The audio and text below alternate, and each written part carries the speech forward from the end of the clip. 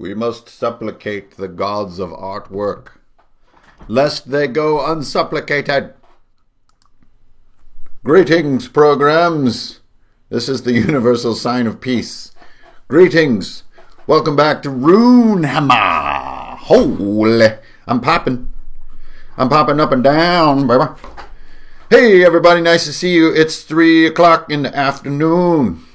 Time to do a little bit of day drinking. Switched up the time so that some of you guys could jump into the live mania.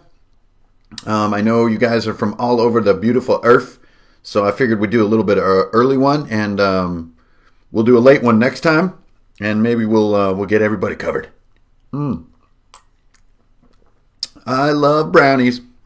Hey, I love brownies. Nice tookie. Hey, that's a nice took there. Oh yeah, it's a real goodie. Hey guys, it's Hanker and Fernail here on Runehammer, where we play D&D like big old bad mojo rising types. So why are we here today? We're going to do some artwork. Recently I was helping out my main man, Jason Scranton from the ICRPG Supergroup, and I was helping him out with some art tips, right? So we're sitting there doing our thing, and it is pointed out to me, these tips are amazing. I went to school for this stuff and I never got these tips. You should tell tips to these people. So I was like, I feel weird when I act like I know what I'm doing. Answer is, don't worry about it. Just do it. I'm like, aight. So here we are. Welcome, everybody. Welcome, everyone who's watching, who waited, who showed up early, who showed up on time. You're punctual. You're beautiful. Let us begin. Oh, wow, this is delicious. Sky River makes a fine, fine mead. Oh, yeah. It's so refreshing. All right. We are going to jump right into this. I think what I need to do to keep the chat up, because y'all want to see that chat, right? Is let's shrink this window just a little bit. Let's get a little more crowded. Let's just get in here and get nice and cozy. How do I grab the corner of this thing? Here we go, like this. Oh, yeah, there you go. That's a goldie. Nice too, okay? Okay, so then this is my little layer palette here. And I'm going to curse myself later for moving my tools around, but you know what? That's how important this is. There we go. There we go. Oh, hey, hey. Okay. I've got the almighty stylus, and it looks like my palette is still in the way a little bit here, so bear with me. That stinking chat takes up a lot of space. I'm not used to this madness. What brand of madness is it? Okay, so you can tell how much deep, thorough preparation goes into this, where you guys have to endure this process. Okay, there we go. So now we got tools visible. We don't need the Drawn with Hank graphic. That's not useful. So that's all the room I get? Good God. That's crazy. Okay, so I want to see my title. So I just need to real quick. Whoop, whoop. Oops. Whoop. There we go. And then whoop, and burp. There we go. So I just need to compress my layout to fit into my new studio apartment over here. That's how I'm imagining this drawing space. This is my studio apartment of drawing. Okay, cool. There you go. You get the intro graphic. You get the bullet points. You get the live chat. And you get the tool palette. And you get my ugly mug hooting and hollering for no damn reason. Dogs are asleep. That's good. That's a good sign. That's meaning peace is in the air. All right. So if I don't notice all you guys' comments, it's not personal. Even though you all do have 3 thumbs. It's just because I'm engrossed in what I'm doing. So, this is a beanie. This is not a toque or a skull cap. I suppose it is, but we're in Merca right now, and this here's a beanie. Also a sock hat. Sock hat. Okay. Whew. Wow. Sean Alberts, what's up? 4 bullet points. Okay, what is the deal today? First of all, make sure you go watch the previous video at some point. Those are like your basic skills, okay? Those are your basic skills like pulling lines to get these nice I mean, look how nice those lines are. Dang, those are smooth, right? And then practicing also confidence and curvature. So doing things like weaving around obstacles like you're driving an RC car, right? You guys remember that whole set of lessons, right? And then also practicing fills. So going into other lines, drawing a follow-up line, and filling the space. Now, none of these things are difficult to do. But if you do them a zillion times, you not only get quicker at them, you use less time and effort doing them, and you can make more elaborate artwork. Now, before we get into all this, I want to put a massive disclaimer on this video. This is not how to draw. I don't know how to draw. So there are a bunch of great YouTube videos on the internets of how to draw. They involve sketching and looking at actual objects and lighting and things I totally do not understand. So if you're looking into how to draw, this is not the video for you because I have no freaking idea how to draw. It's been pointed out to me numerous times in the course of my life that I don't do anything right.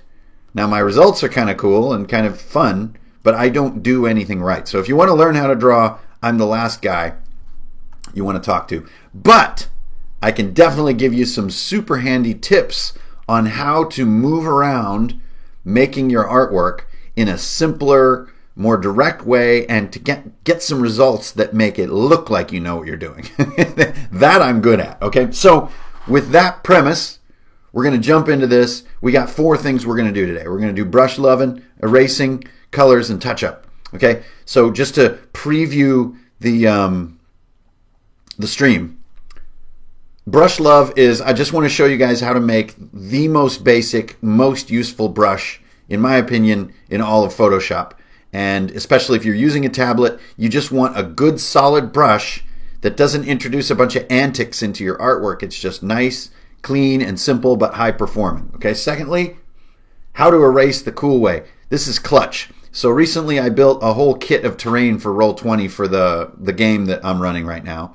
And there were a lot of questions of like, oh my gosh, that looks really cool. How are you doing that? So I want to show you guys the erasing technique that will keep your art, the edges of your art, looking really cool and looking kind of hand done and looking like there's more going on than there really is.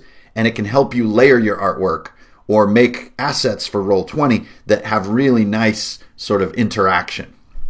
Finally, or not finally, what am I saying? Third point, colors. This is probably the most mysterious, witchcrafty area of all art, is how colors are chosen, mixed, and created.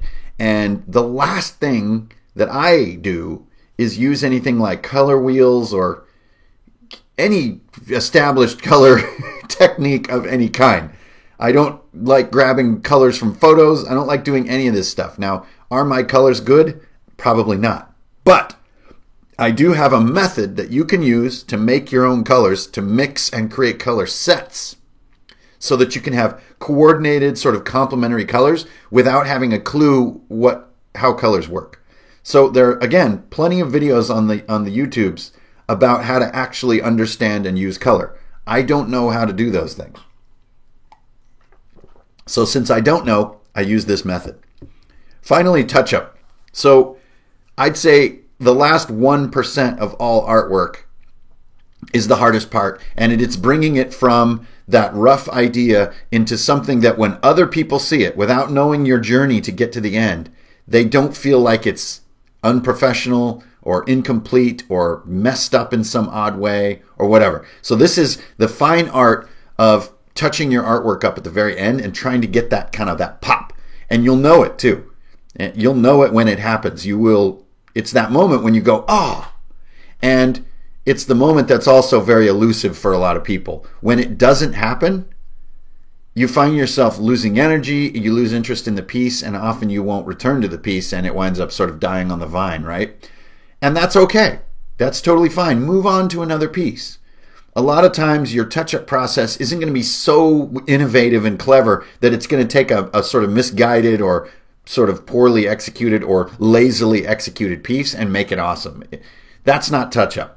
Touch-up will just clean up your rough edges and give you that, oh yeah, nice. Okay? So we're going to talk about a few techniques that are completely like pirate techniques. Like you are not allowed to do these things in art school. These are all probably frowned upon. That's why they're so useful. Damn. That was quite an impugning of the establishment. You guys wouldn't believe, though, how frequently I get this comment. I went to art school, and no one ever told me like to pull a line to make it smoother. Well, here we go. Okay. Remember, this is not a class on how to draw. It's critical to remember that at all times. This is something else. Okay, so brush love. This is really, now there's a million brushes that you can get for Photoshop, and they're all really cool. But you don't know how to use any of that stuff or where to download it or how to do it or anything. So what I want to give you is a stock brush that comes with Photoshop that can do everything.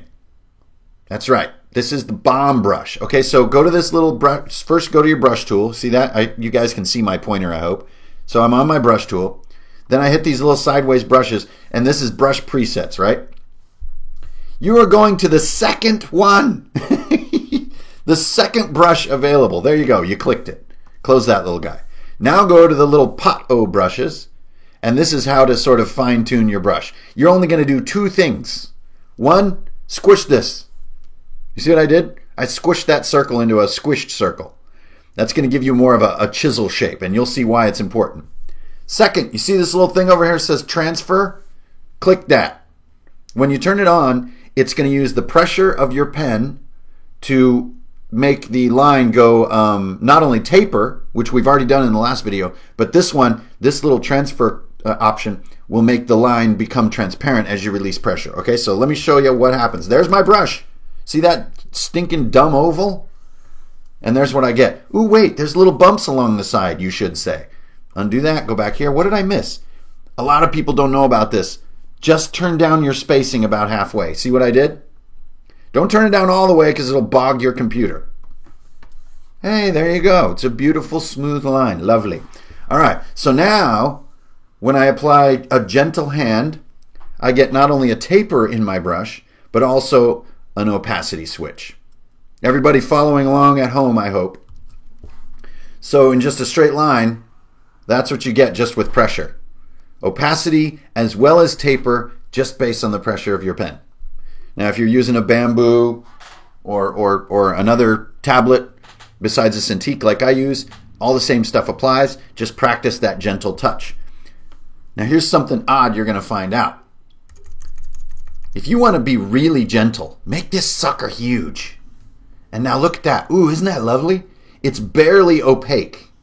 Look at that. Ooh. You see that? I'm still not even to a fully opaque piece of ink yet. And I'm like, what, 15 strokes in? Now about 20. And there I about have full opacity. So why would I make it huge, you ask? Because at my minimum pressure, that's how much space I'm going to get. Now, if I go down to small like I normally draw, like that, and I just barely touch it, I get this teeny weeny little line. Now you should be starting to see how useful this is. Okay, so when I go really big, I'm using the same color this whole time, by the way. No switching colors. This is me pressing really hard, and now this is me barely pressing at all. You can see what I can do. I can create soft colors. Look how they sort of blend into my white paper. Ooh, man, there's so much potential, especially once you learn the erasing technique. But then I go back down, back down to a small brush. Same color, remember. I'm not switching colors at all. This is full pressure now, and this is light pressure. Now, what am I drawing? I'm not drawing anything, you guys. I am just enjoying the differences that I can create with a big and a small brush and one color. Do not switch colors yet. You're not allowed. Forbidden. You must paint the fence and wax the floor. Or wait, is it sand the floor? Paint the fence and sand the floor, or wax the car before you get to change colors. Okay, so what am I doing exactly? I'm trying to sort of create an aesthetic blob of ink. And I think all of you who have spent time drawing know exactly what I'm talking about. It'll feel kind of organic, like it was kind of spilled there. And it'll kind of feel like intentional all at the same time. Like almost like a sumi-e, like a blob of ink, right? Ooh, there. Now I feel pretty good. Why do I feel good? I don't know. It looks like gas or liquid or something. It doesn't matter. But what I feel is like, oh man, this is kind of interesting. That's a kind of a cool blob. I could draw something in that blob. All I did was one color. I'm drawing on white, and I just did some really big strokes and some little ones. So let's go back to the beginning for those of you following along. So get rid of your mess. Get your brush. So remember, you have transfer turned on, you have taper turned on, which is just shape dynamics, I believe is what it's called. You have one color, and then you're going big brush. Oh, look at those gentle strokes, and then they start to overlap each other. And ooh, isn't that nice? Maybe I want like more of an oblong kind of portrait shape this time. Ooh, isn't that nice? Then start shrinking. I'm shrinking my pen so I get more focused blobs of ink. Then shrink down. Now I'm kind of drawing as if this ink sort of splashed onto the page or was thrown down in some organic fashion. What is my hand doing? I have no idea, you guys. Just let it. Your hand knows what to do. Your brain doesn't. There you go. Much quicker that time, and I like my blob. That's a cool blob. So I want everybody to now see the key to this lesson, which is you got to use the one brush with the one color, and that's all you get. You must sand the floor and paint the fence. You must wax on, wax off, until just with that tool you're feeling not only comfortable but confident, and it's kind of fun. Now, I'm a little bit weird, so I get a kick out of making blobs, right? So I want to do another one. This one I want to sort of be tall and narrow, like that. Ooh, look at that. Now my hand is finally warming up. Why am I excited? Do you see how there's almost like an implied motion or form in this blob that I did? That's a really nice blob. It's clean, but it's not too clean. And then it can just take a little bit of... What am I doing here? I don't know. But one color, one brush. There. That blob is really cool. It almost looks like a rock or like a tower in space or something. Like, I don't know. It doesn't matter. The key is that you stick with the one brush and the one color and start to explore what happens with your hand. Your hand is going to accidentally make light and dark areas. They're going to start to overlap in interesting ways. And your eye will think, oh, does that mean that that's further away? And whoa, I almost like drew something 3D on accident. Now you're getting to where a lot of I do my artwork is I just do the blobs and then I look for maybe what accidentally formed and I start to play with it. But we have to do some other tools to get there. So we still have to work on step one, which is brush love. You use the one brush, the oval brush. But remember, you squished it. See that? There's the shape. Okay, now just for an experiment, squish it like hell, like that. Why do you squish your brush? It's to make it look like you know what you're doing. Look at that. Cool, huh? I get line weight variation without even knowing what I'm doing. See how it creates like this calligraphy kind of shapes? When I go side to side, I get a thin line. When I go up and down, I get thick lines. So I get to create these kinds of things. Look at, what is that? I don't know. Is it like a mesa or something? Huh? Now, just for fun, go back, squish it even more. Oh my God, look at that thing. So it's like a razor going sideways and then super thick going down. Now you're like a hip-hop tagger with a New York fat. Stone cold chilling on this chisel brush. Okay, great. So I don't know. Why is that so cool, Hankerin? Go back. Make it perfectly round. Now do the same stuff. Oh my God. That is super disappointing. That's kind of like finger painting or like a kid with a crayon. There's no sense of nuance to it. There's no sense of variation. Because this is one of the most powerful tools you can use to create the illusion of line weight. It looks like you're leaning your pen in all kinds of interesting ways, but you're not. You're just using a squished brush. Look at that. Ooh, that makes me want to do a horizontal blob. Barely touching, starting to touch more, starting to press more, and then pressing hard. Ooh, okay. Oh, it looks like 3 hot dogs sitting in a row. Did I draw 3 hot dogs sitting in a row? Hell no. I just started moving my hands side to side. And that's the joy of it. Okay, so now I'm just filling in to get a blob that I like. How do you know you get a blob that you like? Be honest with yourself. Just enjoy. This is your little universe. Nobody gets to tell you what to do here.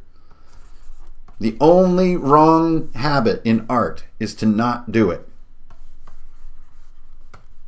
There you go. Ooh, I like that blob a lot.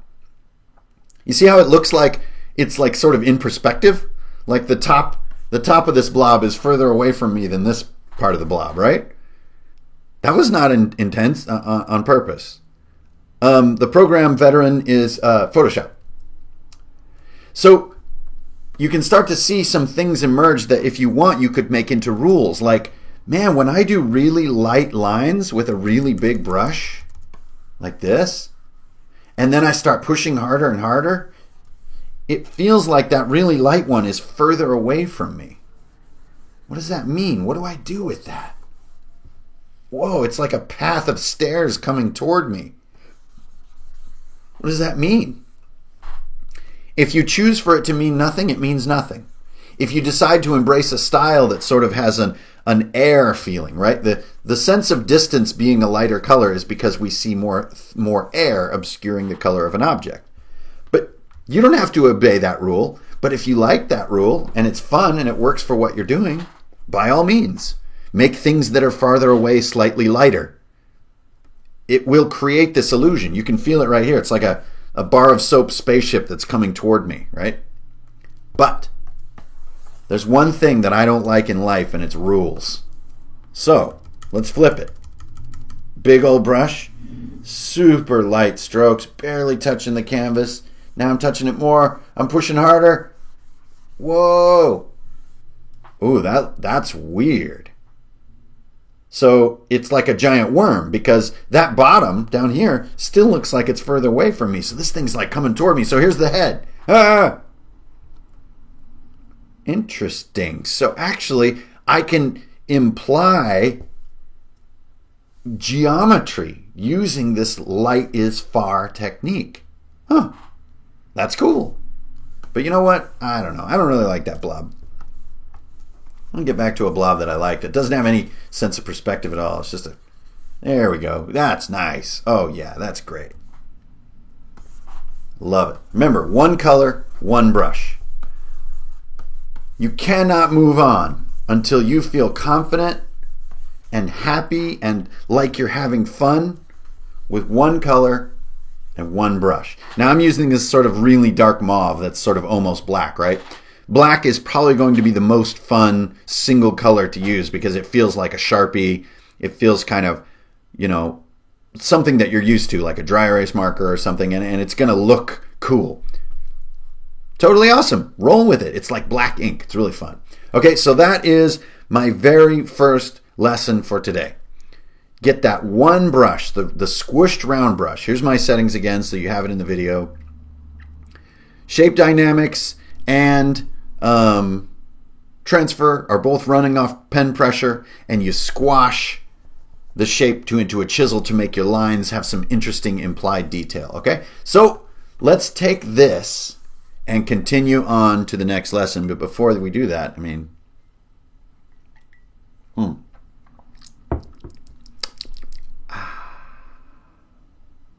not obeying the rule turned into obeying the rule, but differently. Exactly. I don't like to think that I'm being constrained. I like to stumble back into the same good habits. Okay. Next lesson. Erase the cool way. Boop. There's my blob. Remember that blob from before? He's back. More blob than ever before. Super blob. Super blob. All right, that's the sound that this blob makes. It's sort of like a wild boar type sound. Okay, now what you're going to do is you're going to take what you just learned about a brush, and we're going to create an eraser that is the sort of the good cop, bad cop of this duo of tools. Okay, so go to your eraser. See that little guy there? Right? Then do the same procedure. Presets, you want to be on the same one, the second one from the top. Then you go back to this little guy. Same exact thing. Shape dynamics, make sure it's on. Do a little squished oval. Turn on transfer. You should see the exact same looking thing. And if you really want to, you can go up there and go to the little menu and say save brushes, and it'll save all this stuff. So you don't have to do it every time. Okay, so now, see my pen floating around? That is now an eraser. Now, if I just press with full pressure, boop, it just erases stuff, right? That's not terribly interesting. Boop. I could do that in Microsoft Paint. Oops, I forgot one step, didn't I? Remember this one? Turn down spacing a little bit, you get a smoother line. Boop. Bebop. That's just pushing all the way. Now, if I remember, go really big and extremely light touch. Oh, look at that. Look at that. What's happening? Look what I did. I carved it out.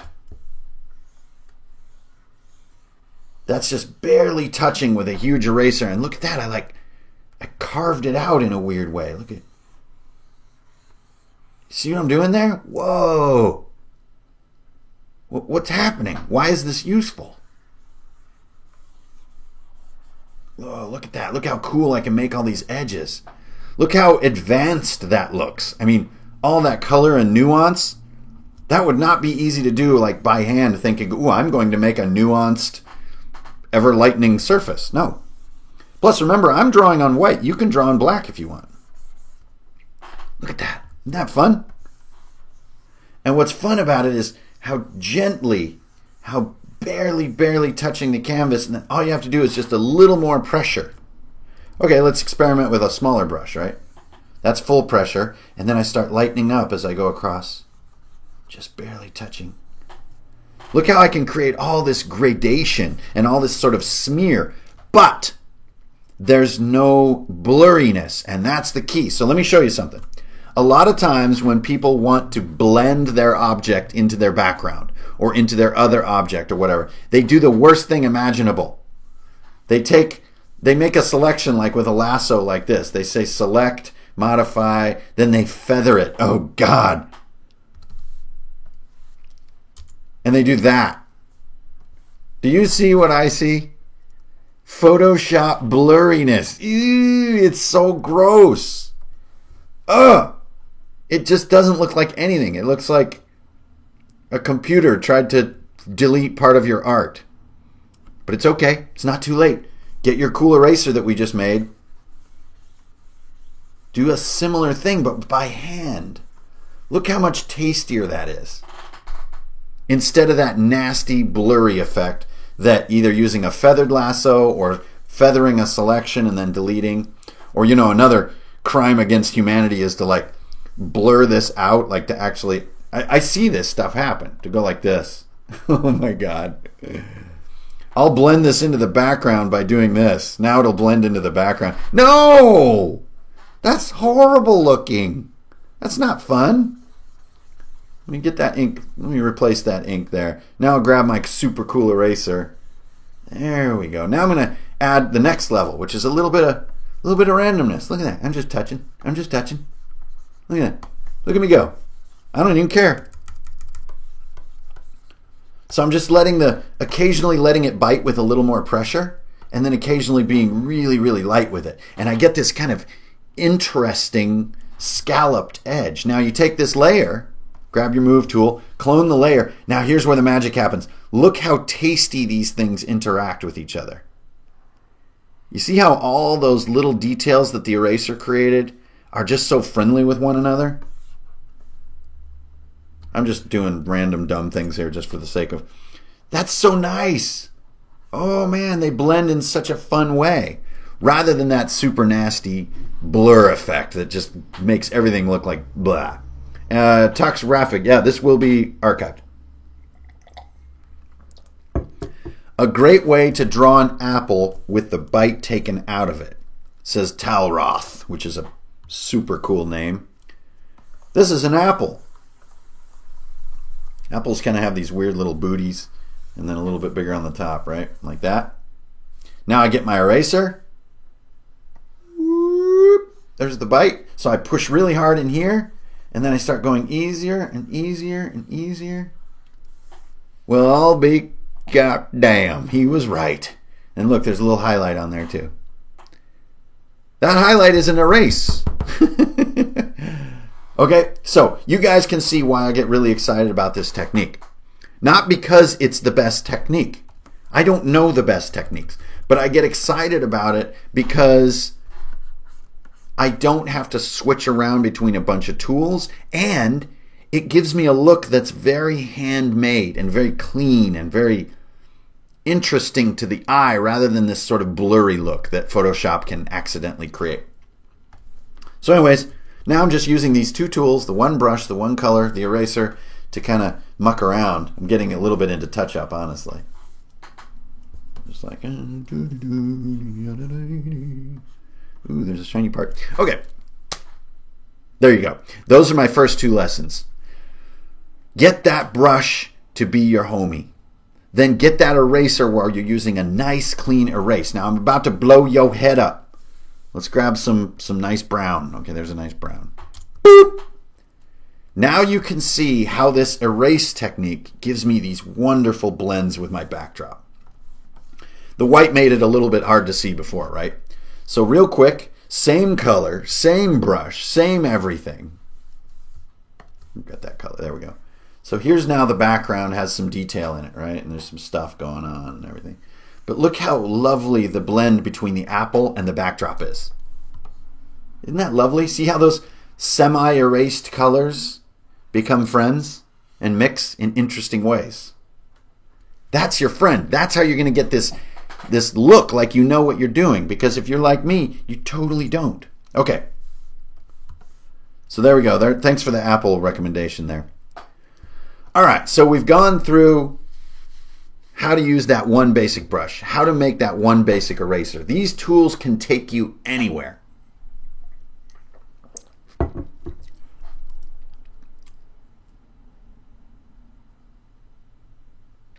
Oh, am I frozen? Or am I okay? Kung Fu Space Barbarian says I'm back. Okay, I'm back. Am I there or am I not there? Let me check the stream real quick. If I can figure out how. Stop streaming. Stream status bad. Yeah, you know, about this time every day people start coming home from work and they hog the internet. Oh, hey, we're back. Okay. Yeah, so it's just because everybody's getting home from work and they hog the internet. So sorry about that. Okay, so basically just really driving it home on basics, which is that basic brush, that basic eraser. Almost everything you guys see me do in the posts that I do, in the commissions and all this other stuff are done using these tools. Because I really believe in what your hand and your heart want to make, rather than using a bunch of complex techniques to do things that someone told you you're supposed to do. Whatever. Okay. Colors. The mysterious art of the ancient world. Prince of Angmar. Chief, in where I come from, is kind of a derogatory term. That's kind of like calling someone a jerk. But I am drinking Sky River mead, and it is delicious. But I don't like to be called Chief. Okay, so I have the one color, my good old brush that I rely on. Right, there it is. Just like we've been doing. Those of you following along on your tablet, I hope you're now comfortable doing a blob like this. Ooh, hey, cool blob, man. It's like a pack of hot dogs. Okay, I don't really want a pack of hot dogs, so I'm going to kind of round this out with some more pressure here and there. There we go. Maybe shrink down to a smaller brush. Give it some little pieces like it was kind of spattered on here. There we go. There's my new blob. What time is it over there, Hank? It is 3:30 right now. And we've already ripped through a couple of these lessons. Okay. Now this is an interesting area. I get these questions. How do I choose my colors? Like, I don't even know where to begin. Like, do I get a color wheel out? Do I, like, you know, I don't know. Do I open this godforsaken thing? Like, what is this thing? I don't know. I don't know what to do in here. I guess I want like this. This is green, right? And then you start painting it green and you're like, good Lord, that's hideous. But I want to show you that even if I were to pick that green, whoops. Hey, wait, I like my label being up there. Come on. Can I remember how to use Photoshop? This is why I don't switch tools. There we go. So now we got this hideous green, right? There you go. Ugh. God, it's ugly. So again, let's go back to our blob mindset. And let's just think to ourselves, I don't know how to pick colors. This is the color that I picked. Just do the exact same thing. Back to the beginning. Gentle, gentle, then pushing harder. See what I did? I'm like, ooh, wait a minute. I think I found a color I like. Now here's where you're going to get smart. Oh, what's that? What is it? What's happening? When I hit the Alt button, my brush turns into a color picker. So after I paint a little bit, hit Alt, click the color that you like, and paint again. Look at this. Cool, man. And then I'm like, wait a minute, you know what? I kind of like this really light one down here. Hit Alt, click it, paint some more. Wait, I kind of like this bold one. Hit Alt, click it, paint some more. Then I'm like, you know what? I kind of like that color I was doing earlier. Gentle, gentle, then pushing harder. Then I'm like, oh wait, I like this color better. Ooh, that's kind of cool. And it's blending, Oh, that's interesting. Oh, look at that one. It kind of made this muddy color.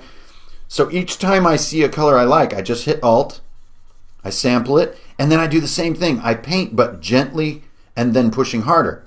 And when I do that, gentle to pushing harder, I create all these little variations. And then I'm like, you know what? I'm getting a little tired of green and maroon. Here comes yellow. And I'm like, well, I don't like the main yellow, but I like this yellow. Oh, wait, I like how that darker yellow mixed with the brown. Ooh, look at that. The darker yellow mixed with the white creates like a beige. And then that beige mixed with the maroon created that color. Oh, and then that one mixed with this ochre kind of created that color. And then where it hit the green, it created this color. And then these two greens mixed together hit that color. Then this gray mixed over here creates this color. Mixed with the maroon created that color. What the hell just happened? I just created a huge set of completely complementary, friendly colors. Because they're all mixed together, just like Bob Ross would do on his palette. If you ever watch him mix colors, it's brilliant. He just throws down some ugly-ass yellow, some ugly green, some weird black and white, and just starts scribbling around. But then he looks for the little piece of color he likes and gets that. Right? That's what we're going to do. So let's do it all again, okay? Just so that you didn't... I don't want you to miss it in the sleight of hand, okay? Because it happens fast. But if you mastered that first step, this is no problem. Okay, so this is the color I started with at the beginning of the video, right? Remember, very gentle and then pushing harder to get it in its full form. There you go. There's my nice blob. Hey, it's a couch. Okay, and then I'm like, oh, didn't I want some green or something? It doesn't matter what green you pick. There you go. I picked a green. Now, very gently and then pushing harder. Now just take a moment, because these are some, ugh. But you know what? I kind of like this color. So I pick it and then paint with it. Gently, then pushing harder. Try mixing it with white. Try mixing it with your maroon. Try pushing hard. Try being gentle. Then I'm like, actually, I like this one. Paint with it gently, then pushing. Now I get like 4 versions of it. Like I kind of like this one right here. And then same thing, gently, then hard. I'm like, ooh, that's nice there. Ooh, and then the gray mixed with the maroon created this. Then that, ooh, look at that gentle maroon there. And then a darker version of it. Ooh, and then this one is now a mixed version. And then, okay, I think I have enough of those 2 colors. Let me grab this same yellow again. Gently, then hard. I like this particular instance of it. Ooh, look at that ochre. Then that. Let's try mixing it with the maroon. Ooh, look, it makes this kind of almost like a gray or a taupe. And then grab the absolute yellow, go back, and let's try mixing it on some of this purple. Ooh, it creates this kind of weird, what is that? I don't know what that is. Brown? Yeah, it made a nice brown for me. And now look at all those cool colors I have.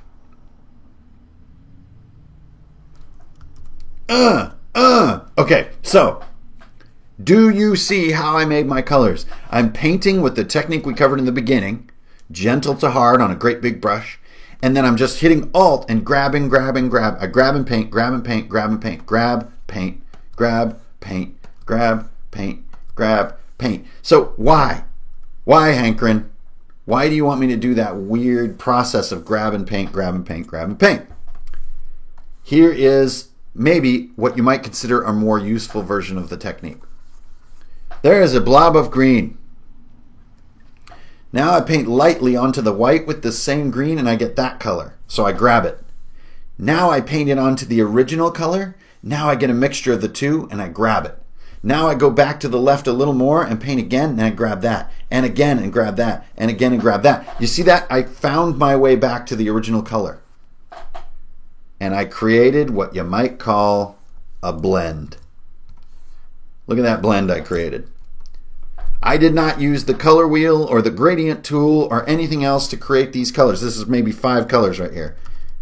It's that color, that color, that color, that color, and that color.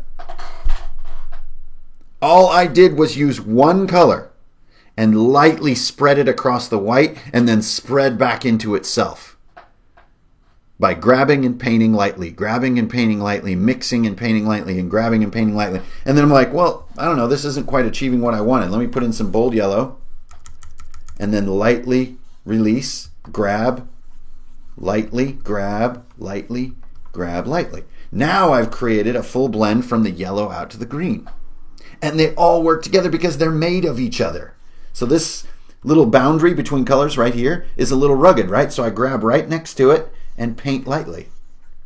Well, look at that. I blended it. Look what I did there.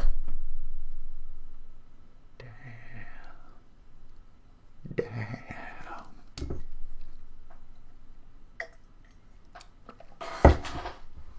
Now, if you're like me, that shit is exciting. So back to my cool eraser. Hasn't changed. Same tool. Get rid of some of these edges that I don't like. They aren't really intended for the audience. These color swatch grabs aren't intended for the audience. Remember, I'm doing these really light touch erasing first, then I'm going back with a little more pressure. And there I've created a beautiful blob. That is a lovely little blob. Isn't that nice?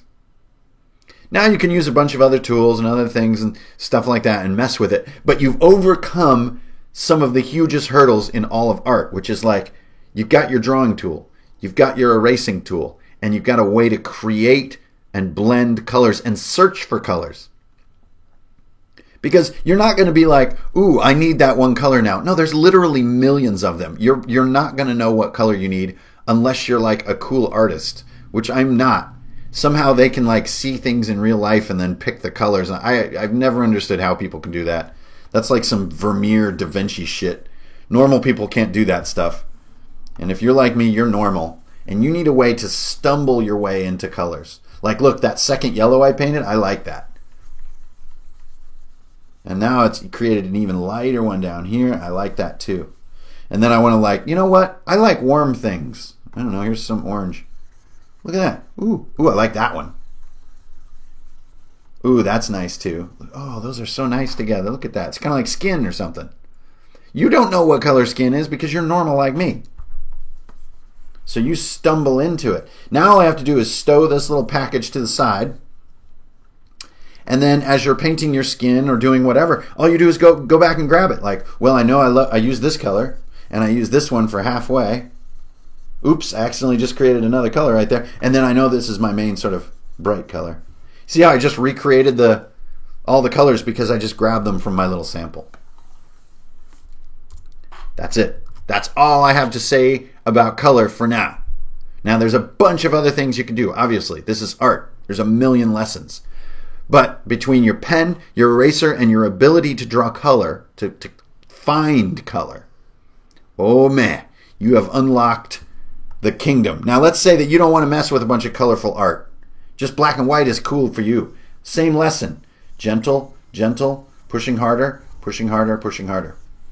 There, I've just discovered every shade of gray I need to do my piece. I've got this, this, this, this, and this. Now I can do everything. I can make spheres. But that's not what we're doing on this particular drawing thing. We're not going to do like volume creation and lighting and stuff yet. We're not even remotely there. But look, there I have all the grays and the blacks. And oh, cool, man. I can do anything with this. But you know what? I'm a simple man. I see Matt Mercer, I click. Just drawing with black, with the lessons that we just covered, you're already, with your chisel shape, with your pressure control, you're already going to have so much more happening than you did before. Just let your hand do things. And this is just pressure variation here. Oh, I see something forming. Now I'm grabbing colors.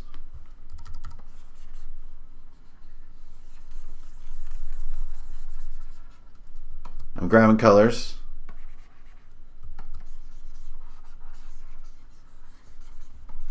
I had no intention of doing like a head or a face or something. It just popped out. As you can see, I have no idea how to draw.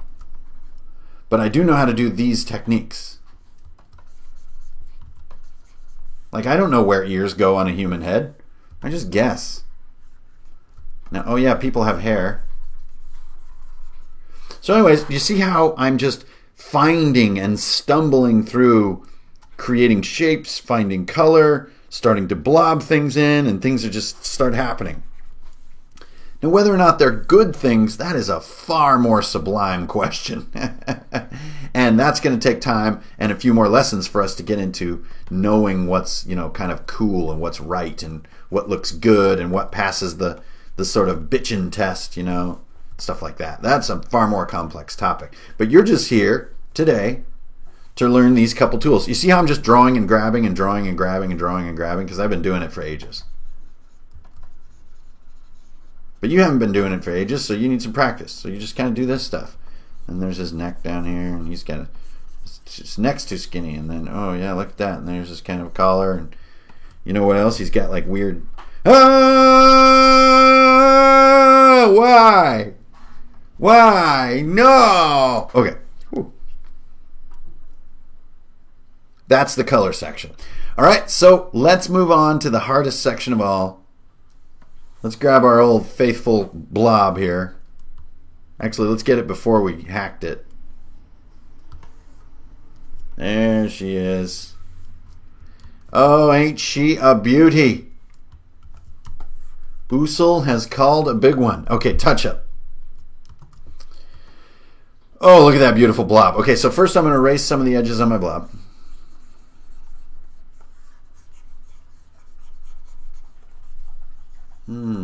Oh yeah, I'm feeling good. Okay, there we go. Cool. Looks like a dragon egg or something. The dog awakens and begins licking. All right. What was my train of thought? Touch up. How are you going to do touch up? Okay, what you're going to use is the same dang tools. All right, so let me get back to what we were doing. I'm going to grab and paint for a minute, okay? You guys just kind of hang with me. All right, y'all just chill.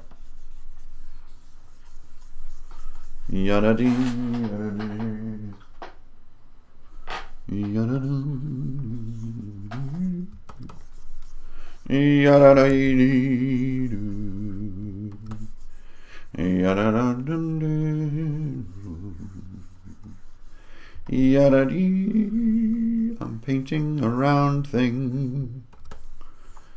I'm painting round things. Okay, there you go. So I just did the old grab and paint method. See if I can get a slightly brighter version of the color here.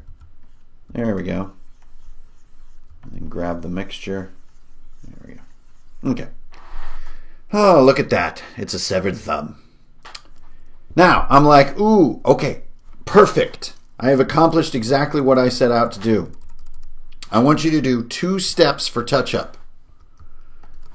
One is line art that assumes everything you did was masterful, and the second is erasure that assumes the same thing. Now, what the hell am I talking about?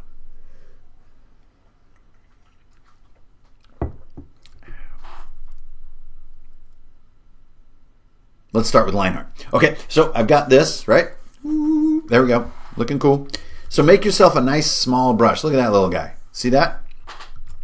Now I want you to do what I call creative investment. Okay, this is where you invest into your own work as if it was intentional. You perceive your accidentals as if they were mastery. See you later, Vadeska. So you assume that all the little accidents you did just because your hand was wandering around were because you are a masterful artist, and what you're going to do now is believe in it and retrace your steps a little bit, and you're going to do stuff like this. So like right here, I've got a little boundary in color, and I'm going to follow it with a line. Look at that. And then you know what? Down here, I didn't blend these two colors properly because I meant to do that. I'm going to put a little line there, and I'm going to scribble a little bit. I'm going to put a couple dots along there. And you know what? I'm just going to do the same thing again because I don't know what I'm doing. I'm just kind of doing the same trick over and over. There we go. Look at that. What this does is it makes it look like I meant to do this stuff. Right now, so I go to the opposite. I go to my eraser and I say, okay, anything that looks like it doesn't fit, that I'm a master, I'm going to clean up. So look at the, you know what? There's these odd little, see this where my brush is? The way that I just sort of accidentally have a boundary between colors and then drew a line to accent it, it looks like there's a dent right there. So I take my eraser and I add a little dent. So a few gentle strokes and a few hard strokes. See that? And then same thing here. It looks like there should just be a tiny little indentation. There we go. Okay, now this doesn't fit my egg concept because I totally intended to do an egg this whole time. Completely on purpose. But I like this weird stem on top, so I'm going to leave that. This part needs to be cleaned off. That's not an egg. And since you practiced that first lesson we did together, you've got good hand control. You can do curves and you can pull your lines with your eraser and you can make it nice and smooth. Right? Because you've mastered all that stuff. There you go. Somehow there just need to be little dents back here. Okay, now I had a rule. When there was a dent, I did a little line. I did creative investment. I invested in my own decisions as if they were like masterful. So there are these barriers between colors, and I'm going to accent them with a line. Oh, look at that. Whoa. Crazy, man. Crazy. Here's another one. That's like where I have a boundary between colors that I didn't intend to do, but I'm going to draw on it as if it was totally on purpose. And what it looks like is that you drew the lines first and then did all this intricate color work to match, which you totally didn't do.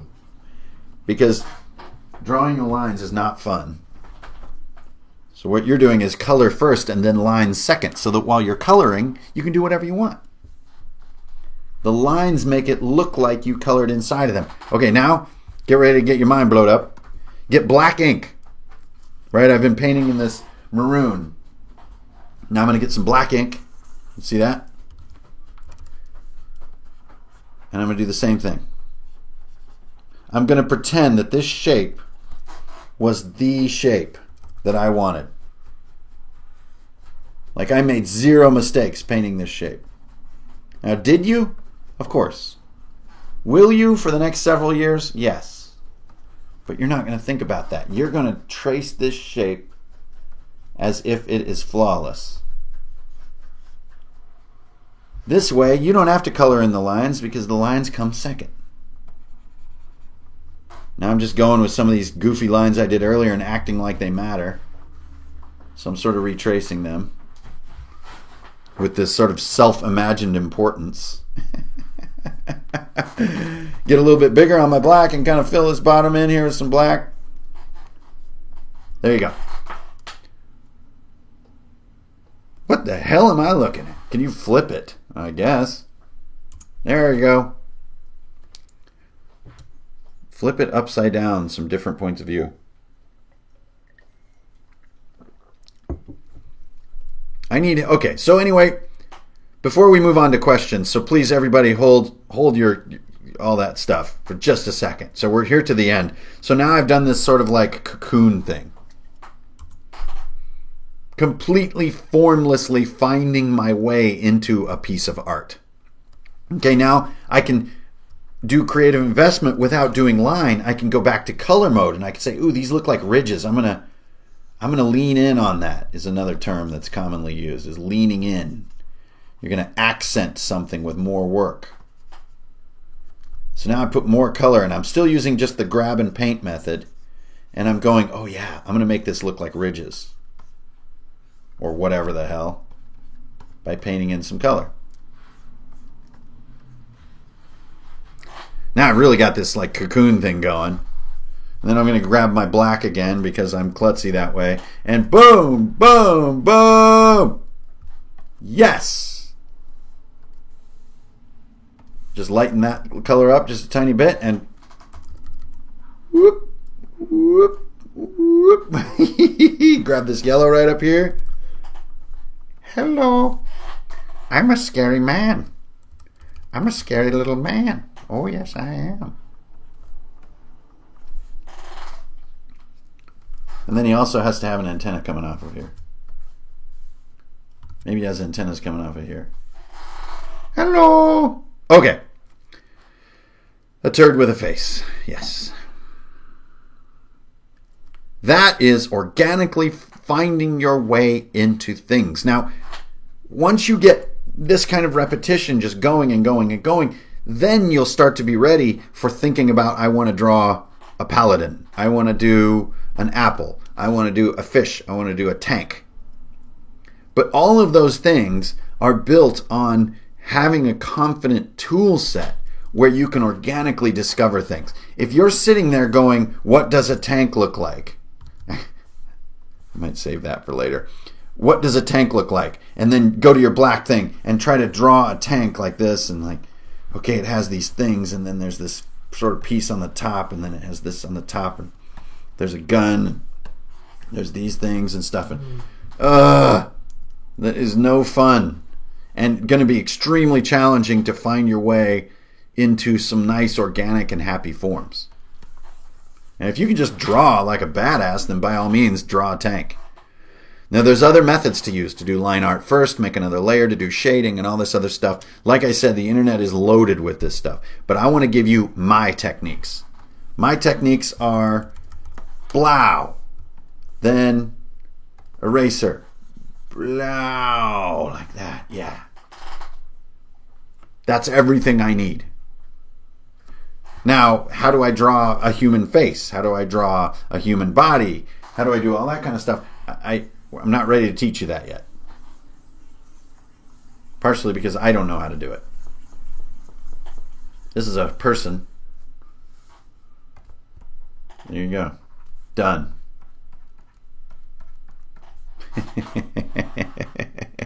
Okay, so I am ready for the question. So what was that great first one there that said, I have trouble with lines. I start with lines and doopity-doopity-doopity-doop. What was that? Let's go to that one first. Can you re-ask that question, please? Let's think about lines.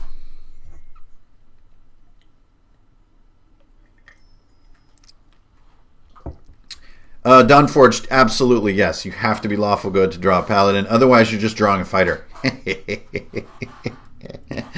Thanks for the T-ball,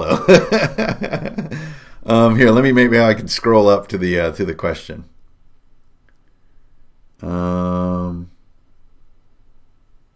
Here we go. No. Shapeshifter, screaming mouth. I need help. I like doing lines. I hate coloring and fading and all that crap. Okay. Well, that's legit if you can draw. So if you don't want to use forms, shading, discovery as a technique, then you have to know how to draw. So that means the more conventional style of doing this kind of stuff, right? Ooh, I know how to draw a human face. And then here's like how you draw eyes. And then there's a nose here and the bridge of the nose. And here's the other eyebrows. And here's this sort of mouth here. chin, and there's a cheekbone, and then you kind of go up and make a forehead, and then there's hair, right? And then this guy's got some ears over here, and then there's this stuff, and yeah, okay, I'm doing line drawing. Line drawing basically is a method that assumes you know what you're trying to draw and how you're trying to draw it. So that is another thing, but if you say something like, I hate color shading and fade outs, that hatred might burn you up, as they say in Red Dawn. I would advise not hating things. But line art is basically using the ability. See, even there, I stopped doing line art at that point. So, pursuant to this question, I'm not allowed to do that stuff. Line art is just using a small brush because we hate shading. Cooper, stop chewing on your dang feet. So I'm just going to stick with the small brush. You still want to use a chisel shape because it'll still give you that illusion of knowing what you're doing, which God knows I need. Right, and then here you got your sort of angry blood elf, I guess is what I've chosen to draw. But I don't get to fill anything in because I hate shading, so it's all just done with line art. So in that case too, that means you need to shade with line art, which usually means this type of technique or some variation of it. You know, and it's like a way to imply darkness. And all of these techniques really are dependent upon you knowing what you're doing in a lot of different ways. And oops, there, I just did it. I broke the rule. I filled it in. That's not line art. So that's getting into drawing. This is not a video about how to draw. This is a video about how to use a particular kind of brush to discover color spaces. Namely, Roll20, right? That's where all this began. This was in the sort of the title. You want to do ice? Pow! By the way, nice to have you, Don Forge. Did you go to Valhalla yet? That looked super cool. Alright, so I'm drawing tiles. Grab a color, paint, paint, paint, paint. Grab a color, paint, paint, paint. Grab a color, paint, paint, paint. Grab a color. Ooh, nice. Get a lighter color. Paint, paint, paint, paint. Paint, paint, paint. Get a darker color. Do the cross section. And there's my little tile. Look at that. But wait, I'm not done. I need to do touch up. So that means I get a small little guy and I accent the shapes that I accidentally made and look like I did it on purpose. I'm just bringing it all together here, so to speak. If I had any real skill, this would hit like a ton of bricks as you waves of realization washed over you. But I am not good at stuff, so you're probably not feeling those waves of realization. Hey, look at that! I made a little stone tile for my dungeon in Roll20. And then in Roll20, I would bring this in as like a PNG file or something, and then I'd be like, clone, clone, clone, right? And then doop, doop, doop. Okay, so then those are the... And then my character pawns come in, and they're usually like circles. But since I'm cool, I have like full character pawns, and they're like this. Ja! Here's my character pawn. Get my eraser. Do a little touch up. Pretend like I knew what I was doing. I forgot an arm. There we go. Do a little touch up. Right? Kind of clean and minimize my forms. Same tools, by the way. Same eraser. Same everything. Ja! There you go. Now, hey, we're hanging out on Roll20, baby. So you can see how it all is happening. Right now, are you doing proper perspective? Are you doing proper lighting? Are you doing? We're not talking about any of that stuff. Yes, this guy is mad jump. He's like, And everywhere he goes, he defiantly challenges the world to battle him with his sword. So on the next video, we're going to talk a lot more about how to actually execute shapes. Nothing in this video is about shapes. And it's important to not put that expectation on yourself as you're learning these tools. You can critique your shapes when you're working on shapes, but you're not allowed to do that here. Like, do you notice how badly I did these like supposed rectangles that are supposed to fit together like a terrain system? Terrible. The lines are all wrong. It's all weird looking. But I'm not here to be mad about that. I'm just here to think about how smoothly I can do this type of technique. Right? And then how cool it is that I can then clean it out and stuff like that. How about the big old map? Brandon Boker. It's complete. The Alfheim map is complete. A 12 by 18 copy of it comes with the World's Book. And then there's also a higher res one that you can print yourself like on a pop canvas. Hey, Lord of the Stinking River. What's up? Nice to have you. That's about all I really wanted to get into today. It took about an hour.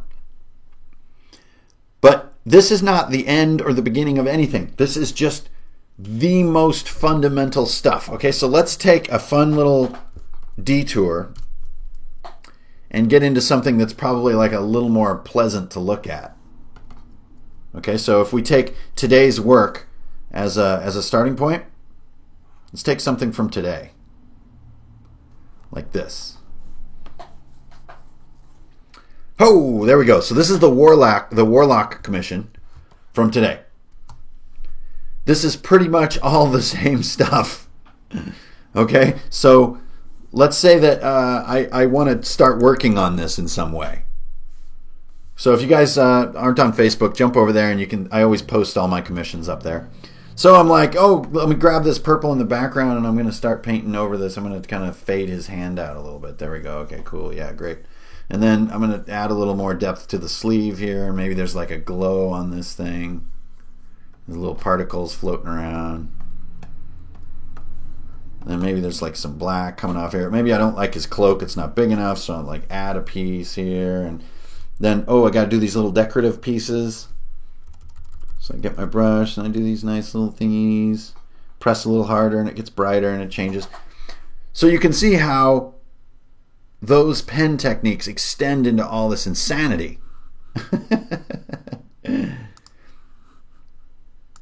But all of that at the same time is not learnable. It's just not, at least if you're anything like me. So can you do that, little guy? I suppose that's the homework assignment for today. Can you do a little blurb that's kind of a little thing that has variation in darkness and lightness, and then uses the eraser to kind of finish it off? Oh, this guy's like floating up to heaven. Get my eraser, kind of clean out some shapes and thin things out a little bit. Maybe be gentle with my hand and then be brutal. Kind of cut the head and the neck a little bit there, and like there's my little piece. Like that was a fun little piece to do. And that for me is the next step from the pulling your lines and practicing filling and practicing spotting and practicing curvature and stuff like that, which was the first video. Okay, so this one is now super fundamental pen and brush. All right, now next time, that's when it's going to get a little crazier. We're going to start working on form. Okay, so form, and we're going to start with stuff that's useful on Roll20. So we're going to start working on like map objects, like rocks and trees, and doing basic form. And that's how to sort of imply roundness and imply depth. I use a Cintiq. I use a 23 Cintiq. Yeah, this will be archived. This is a lot of fun. I hope that you guys especially can take a little bit home from the color mixing techniques. So if you already have a little bit of drawing skill and stumble on color, which is a very common problem that I see, that technique can really get you a long way. You're not going to learn how to draw in this video. I really think drawing is a far more advanced technique than what I'm hoping to help folks with. So that's about all I've got for today. I just wanted to get that out there of how to do this nice inky look. And even if you're a line artist, like our one guy up above, man, I wish I remembered your name. I just don't. Even if you're just doing line art, using a chisel brush that lightens and tapers is going to make all your line art look cooler. So I'm doing my line art alien here. And you see how I get like this sort of implied depth and complexity because my line width and darkness are changing. This is like my gray here.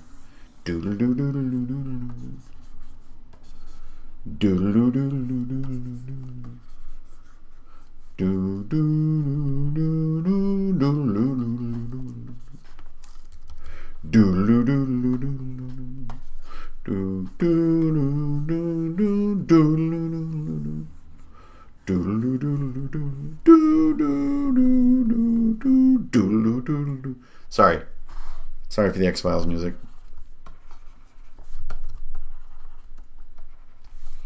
So you can see how just even doing line art, there's all this implied nuance because I'm letting the line both fade and taper as I draw. So if you don't like, using color fades and blends and stuff like that, very understandable, but the same techniques can be just as useful. So I'm just in my own little world right now.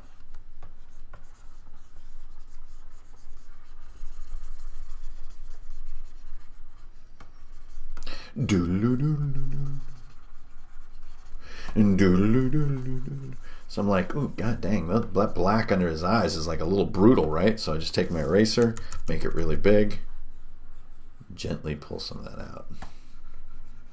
And now I'm kind of getting into line blending, or color blending and other things. So I hope that this has been educational, guys. I'm getting ready to get the hell out of here. There's just so much going on in the hobby right now that I'm sort of constantly trying to push myself to try and work on things that I might actually have something meaningful to say. The GM tips area is getting more and more dense every day. The actual plays are getting very dense. And so I guess for me, the frontiers that I'm seeing that I'm still really interested in are, playable content like room designs and definitely things to help people with the art at their tabletop. I mean, art is a huge part of your game. Every game that I've known. Now, usually, it's like you find a bunch of art online that matches your ideas. But the one thing I see GMs doing the most of is doing map creation, and that's where these techniques are going to lead us, is into making cool maps, either for printing out or for Roll20. So this is an alien, and he is not a map. It is a head. Okay, guys. And everybody out there, by the way, who is expanding this community and being excited about role-playing and joining the fun, it's so great to have you. Welcome. And to all my mentors and peers out there on YouTube who are either showing up or inspiring and driving me forward, thank you. You guys are all awesome. You know who you are. The YouTube role-playing community is super cool, and it just rises and falls in fascinating ways, and they're all channels worth watching. Go check them out. And thanks everybody for showing up. There's, of course, oh, hey, Prue, what's up? There's all kinds of other neato things going on that I'm sure you guys know about, so I'm not going to plug any of this junk. I've just had a good time hanging out with you guys this afternoon, doing a little bit of drawing practice. So thanks everybody for tuning in. I'm going to minimize this bugger. Oh, whoa, that's not minimized. That's huge. Okay, there we go. I know what I'm doing. I matter. I'm somebody. I may be unskilled, but I'm still somebody. Okay, everybody, I'm tuning out for now. Thanks for stopping by, and let's just keep on doing cool stuff. Enjoy your games this week, and strength, honor, and of course, beer. Ta ti ta ta. Hey. Until next time, Keep it real. Don't steal. You always get a deal. And how do we take it out on this? Oh yeah, we go.